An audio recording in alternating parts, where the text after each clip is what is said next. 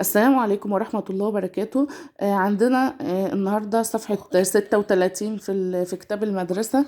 مدينا هنا الصفات وعايزين ايه نوصلها، واحنا قلنا ان بتيجي قبل الاسم المفرد، انما الصفات ما بيجيش قبلها بس في حالة واحدة بيجي قبلها لو كانت الصفات دي وراها دي. ماشي، it's a rainy day، it's a sunny day. انما لو هي مش وراها دي تبقى it's بس it's صاني، اتس ريني، اتس كده. انما لو وراها دي يبقى اتس وطبعا الاسم احنا قلنا بتيجي بنحط قبل الاسم المفرد ماشي. فنيجي اول حاجة لو جينا نشوف ان هي صاني هتبقى صاني دي يعني مشمس، فهتاخد هي كده صفة. ماشي، هتاخد اتس، هنقول اتس بس مفيش لان هي مش جاي وراها دي، تبقى اتس صاني، ونوصلها بالصاني اهي.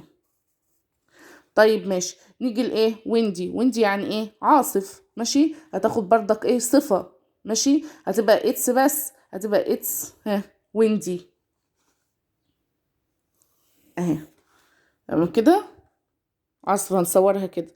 طيب هنيجي هنا لكلاود. هو كلاود دي يعني سحابة. ماشي، انما لو كانت في واي هتبقى كلاودي، فقال اتس عشان هنا كلاود. انما لو كانت كلاودي فكانت هتبقى اتس بس، انما هنا فقام جه راح قايل كلاود. عشان كلاود، عشان كلاود سحابة، فحط قبلها عشان هي اسم كده، اسم بقت اسم. انما لو كانت كلاودي